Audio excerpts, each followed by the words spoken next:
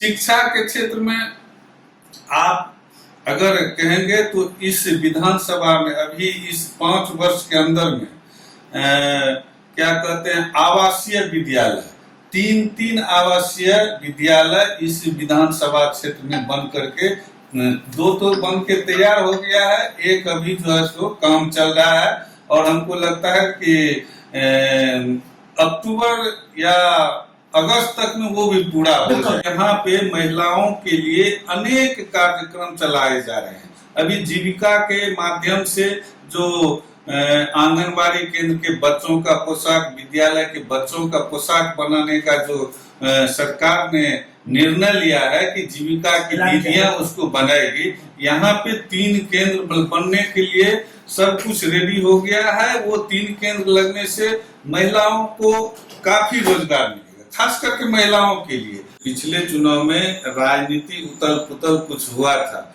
NDA में कुछ गड़बड़ियां हुई थी जिसका खामियाजा एनडीए को भुगतना पड़ा था।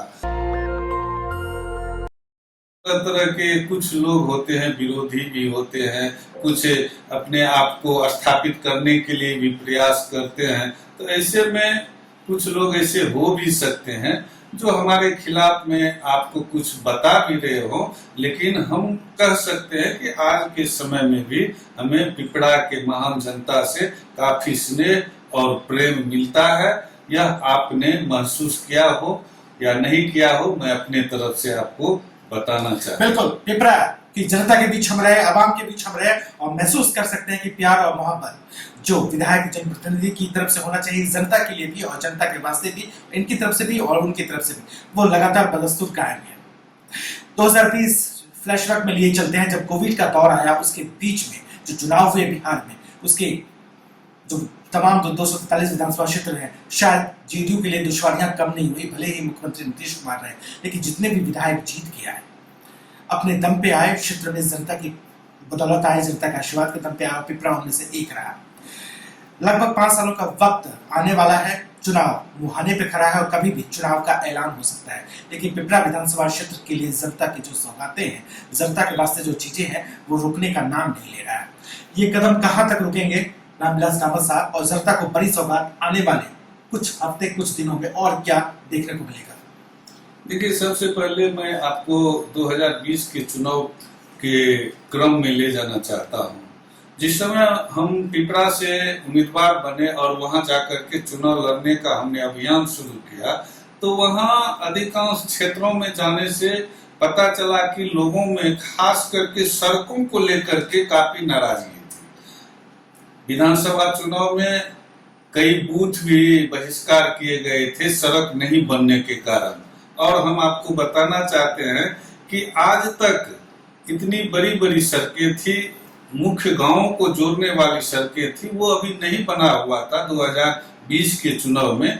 तो हमने जब महसूस किया तो हमने प्राथमिकता सर्वप्रथम सड़कों को दी और प्रयास किया कि अधिक से अधिक सड़कों का निर्माण हर टोले मोहल्ले तक सड़क पहुंच सके। इसके लिए हमने काम करना शुरू किया और शुरुआती 2 से 3 वर्ष में हमने काफी सफलता प्राप्त की, सड़कों को बनवाया।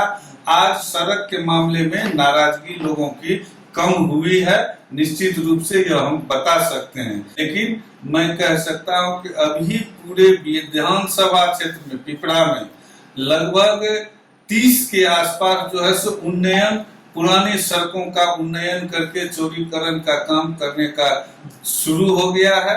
और चुनाव से पहले जनता को दिखेगा, अभी शुरू हो गया है, कई जगह पे शुरू भी हो गया है और कुछ जगह पे 8 दिन के अंदर में वो शुरू हो जाना है। कुछ बड़े पुल पुलिया भी है जो अभी निविदा के क्रम में है, वो भी हमको जैसा आज मालूम हुआ है कि 8 दिन के अंदर में वो भी संपूर्ण निविदा हो जाएगा और वह काम भी जल्द ही शुरू हो जाएगा। तो सड़कों के क्षेत्र में ये काम हुआ, बिजली के क्षेत्र में पहले से ही यहाँ पर काफी काम हो चुका है, हर गांव तक बिजली पहुंचा हुआ है। बिजली के क्षेत्र में एक काम अभी जो बहुत बड़ा हुआ है वो मैं आपको बताना चाहता कि तटबंध के अंदर में, कोसी तटबंध के अंदर में जो नदी के दूसरे किनारे पे जो गांव बसा हुआ है, वहां पर सोलर प्लेट का जो है बिजली चलता था। सोलर के द्वारा वहां बिजली चलता था, जो मेंटेनेंस के बाहर चला गया था, खराब भी हो गया था, काम नहीं कर रहा था। हमने प्रयास किया, माननीय ऊर्जा मंत्री विजेंद्र बाबू से भी संपर्क किए और विभाग में लग करके उसको आज ऑन ग्रिड बिजली पहुंचाने के लिए काम शुरू हो गया है। अब बिजली वहां पर भी उस सुदूर इलाके में, तटबंध के अंदर, नदी के उस पार में ऑन ग्रिड बिजली जाना और उसका लाभ किसानों को भी मिलेगा और आम लोगों को भी जनता को हमेशा बिजली मिलेगा। तो जनता को यह एक बड़ी काम अभी हुई है। स्वास्थ्य के क्षेत्र में आप अगर महसूस किए होंगे आज के डेट में, मैं चाहूंगा कि आप अगर एक बार समय कल दें तो जा करके देखेंगे कि स्वास्थ्य के क्षेत्र में मेडिकल कॉलेज बन रहा है, कई पंचायतों में वेलनेस सेंटर बन रहा है, गांव पंचायतों में जो अतिरिक्त प्राथमिक स्वास्थ्य केंद्र होते हैं उसको दुरुस्त किया गया है, वहां पर व्यवस्था की गई है नर्सों की, वहां पर डॉक्टरों की, इन सारी कामों को भी किया जा रहा है।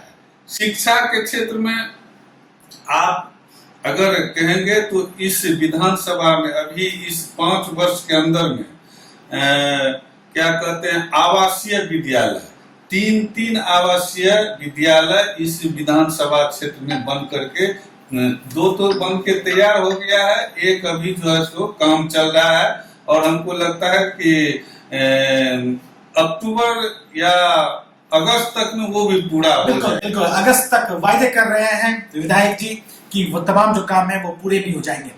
तमाम दर्शकों को मैं बता दूं कि आप देश के सबसे बड़े चैनल नेशनल दस्तक पर 11 मिलियन सब्सक्राइबर के साथ रामविलास कामत साहब को सुन रहे हैं। पिपरा विधानसभा क्षेत्र से आते हैं, सुपौल जिले में ये विधानसभा क्षेत्र है और उसी विधानसभा क्षेत्र में इस वक्त हम मौजूद हैं। राजधानी पटना से भले ही सैकड़ों किलोमीटर दूर का सफर हो, लेकिन यहाँ आने के बाद आपको बिजली की अगर बात करें तो राजधानी पटना के बराबर बिजली मिलेगी। रोड इंफ्रास्ट्रक्चर की बात करें तो शायद राजधानी पटना में भी इस तरीके से सड़कों का जाल नहीं मिलेगा जो शायद इस इलाके में देखने को मिलेगा। बुनियादी अन्य चीजों की बात करें, स्वास्थ्य सुविधाओं की बात करें तो ये इलाका, ये क्षेत्र अपने पैरों पे स्वास्थ्य महकमे में खड़ा होता हुआ दिखाई दे रहा है। जेडीयू, चूंकि मुख्यमंत्री के कई इंटरव्यू हमने किए, विमेन एम्पावरमेंट को लेकर लगातार जोर रहता है, लगातार बल रहता है। इस इलाके में महिला सशक्तिकरण कितना मजबूत हो पाया और आने वाले चुनाव के वक्त में महिलाएं सबसे ज्यादा वोट करती हैं जेडीयू को। विमेन एम्पावरमेंट बेहतर है क्या? चूंकि मुझे कुछ महिलाओं की शिकायत मिली। देखिए, हम पहले बताए आपको कि अभी चुनाव का वक्त आया है और चुनाव के वक्त आने से होता क्या है कि अभी अब जो है सो सत्ता पक्ष के लोग भी होते हैं समर्थक और विरोध के भी लोग होते हैं, तो वो अपनी बात जो है सो अपने तरीके से रखते हैं। जो पक्ष के लोग होंगे वो थोड़ा जो है सो आपको पक्ष में बात बताते होंगे कि सब कुछ ठीक है, लेकिन कुछ लोग ऐसे भी मिलेंगे जो राजनीतिक रूप से अपने आप को इस सरकार से अलग महसूस करते हैं, तो उनका बोलचाल का भाषा एक अलग हो जाता है।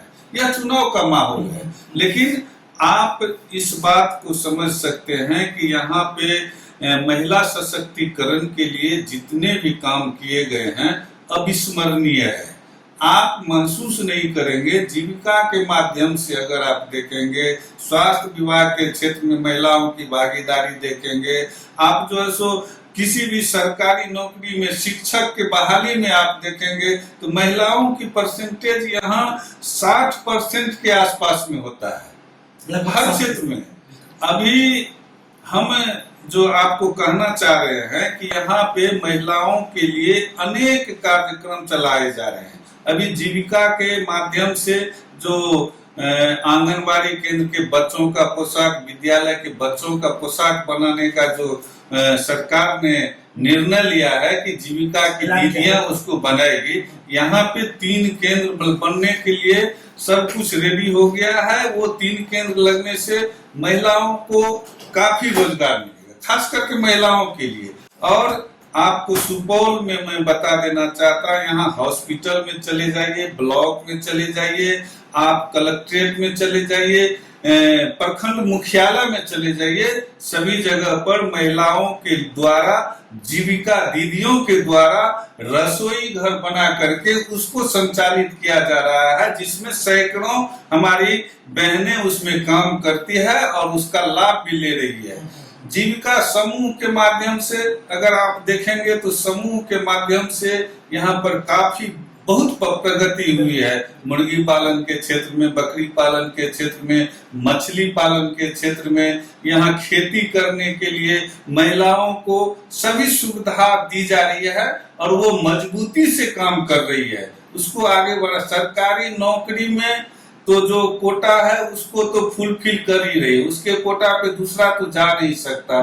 अन्य क्षेत्रों में भी अन्य रोजगार के जितने भी अवसर होते हैं अधिकांश में महिलाओं को प्राथमिकता दी जाती है। यह सरकार का भी निर्णय है और सरकार की मंशा भी है। नीतीश जी इसको आगे बढ़ाने के लिए नीतीश जी के नेतृत्व में हम लोग चल रहे हैं और खास करके हम हमेशा पार्टी संगठन में काम करते रहे, कार्यकर्ता के रूप में रहे हैं। आज भी हम अपने आप को विधायक महसूस नहीं करते, हम अभी भी कार्यकर्ता के हैसियत से ही काम करते हैं। आपको दिखाई पड़ेगा कि कहीं भी हमारा जो रहन सहन है या बात करने का जो लहजा है वो कहीं पे बदला नहीं है। एक कार्यकर्ता का जो अपना एक परिवेश है उसी में हम अपना जीवन अभी भी बिताते हैं कार्यकर्ता के रूप में ही। और केंद्र सरकार की 56 इंची की सीना की बात की है तो उसके संबंध में मैं आपको बताना चाहता कि ये पिपरा विधानसभा हो या सुपौल जिला हो, अगर सड़क के मामले में आपने इतनी चर्चा की है तो मैं आपको बताना चाहता कि आज सुपौल जिला में लगभग 7 NH जो है सो बना हुआ है, 7 NH। और वो NH दूरगामी प्रभाव डालने वाला है इस जिला को, कई दूर दूर तक इसको जोड़ने का कार्यक्रम है। अभी आपको बता दें कि सुपौल से जो पिपरा सड़क जाती है, पिपरा से त्रिवेणीगंज अररिया जो रोड है वो NH है, लेकिन वो मानक अभी NH का नहीं पार कर सका है।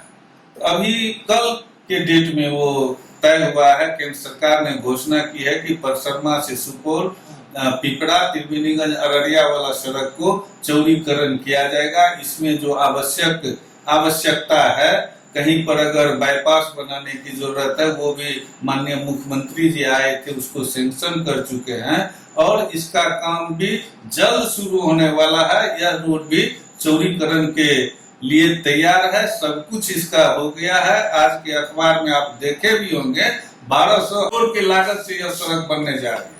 अब केंद्र सरकार का हम तो आभार व्यक्त करना चाहते हैं, सुपौल वासी के तरफ से आभार व्यक्त करना चाहते हैं कि केंद्र की ये सरकार अभी जो है रेल के मामले में भी सुपौल जिला को बहुत आगे बढ़ाया है। आपको हम बता देना चाहते कि 2008 में जब बाढ़ आया था, कोसी तटबंध टूटा था, तो उसमें हमारे जो एकमात्र रेलवे लाइन था सहरसा से फॉरबिसगंज वह ध्वस्त हो गया था, तो उसको तो वापस बनाया ही गया। आपको बताते हैं कि सुपौल के सरायगढ़ से दरभंगा रेल लाइन जो 86 साल के बाद जो है सो बन पाया और अभी ट्रेन चल रही है। और सुपौल से पिपरा और पिपरा से त्रिवेणीगंज अररिया ये जो रेल लाइन है यह जो है सो पूरे ग्रीनफील्ड रेल लाइन बना है। 3 वर्ष के अंदर में जमीन अधिग्रहण करके रेलवे को बनाया गया है और 3 महीना पहले रेल चला भी दिया गया है। यह बहुत बड़ी बात है, केंद्र सरकार की सहयोग है इसमें और राज्य सरकार के जो सहयोग इस विकास के, इस जिले के विकास के लिए है। हमारे माननीय ऊर्जा मंत्री श्री विजेंद्र प्रसाद यादव जी जो सुपौल विधानसभा के विधायक भी हैं और लगातार 35 वर्ष से वो केंद्र राज्य की सरकार में मंत्री के रूप में काम किए हैं और उन्होंने लगातार इस जिला के विकास के लिए हर क्षेत्र में, आप कोई भी क्षेत्र उठा करके बताइए हमको, हम आपको यहाँ पर मिसाल बता देंगे कि विकास किस तरह से होता है। आज से अगर 20 वर्ष पहले सुपौल एक छोटा सा बाजार था, आज वो विकसित होकर के एक शहर का रूप ले लिया है। आप देखेंगे हर तरफ, चारों तरफ आबादी भी बढ़ रही है और व्यवस्थाएं भी बढ़ रही है और इसके साथ जब जिला मुख्यालय विकसित होता है तो इसका लाभ पूरे जिला को मिलता है। पूरे जिले को मिलता है इसका लाभ, बता रहे हैं रामविलास कामत साहब, पिपरा के विधायक। लेकिन लोकतंत्र है, लाजमी सी बात है, इनके समर्थक मिले तो इनके कुछ विरोधी भी मिले।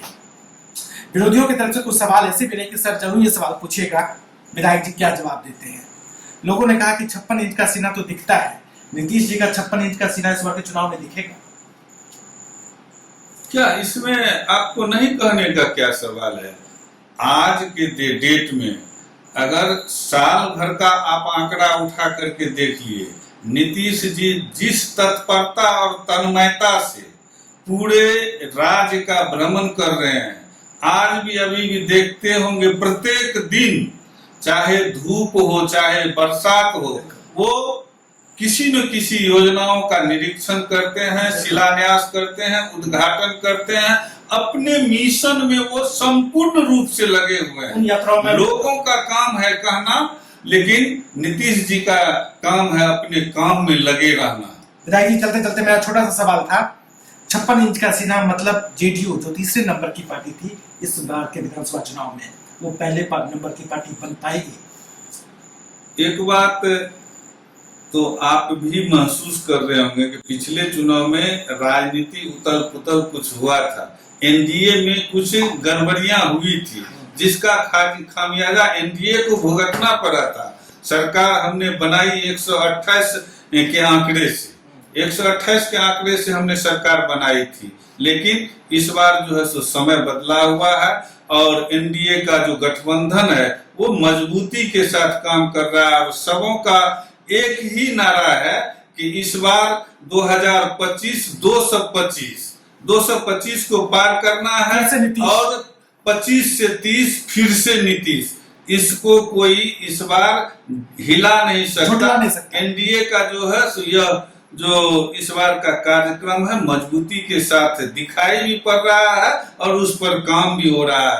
हम लोग संगठन के माध्यम से जिला स्तर पर, प्रखंड स्तर पर और पंचायत स्तर पर भी एनडीए का बैठक करके अपना जो तालमेल बैठाने का जो कार्यक्रम संगठन का होता है, पार्टी का होता है, उसको भी मजबूत कर रहे हैं। विधायक जी का कहना है कि 56 इंच का सीना सिर्फ केंद्र के स्तर पर दिखाई नहीं देगा, इस बार 56 इंच का सीना बिहार के स्तर पर भी दिखाई देने वाला है। जेडीयू जो पिछली बार तीसरे नंबर की पार्टी थी, इस बार पहले पायदान पे आने वाली है और जो जिस तरीके से लोगों का प्यार है, लोगों का आशीर्वाद है, अवाम साथ में है। नेशनल दस्तक की आपसे गुजारिश है कि अगर इसको बचाना चाहते हैं तो नेशनल दस्तक को सब्सक्राइब करने के लिए रेड कलर के सब्सक्राइब बटन को दबाएं, फिर बेल आइकन की घंटी दबाएं। नेशनल दस्तक को बचाने के लिए बहुत जरूरी है कि हर खबर को शेयर करें, लाइक करें, कमेंट जरूर करें।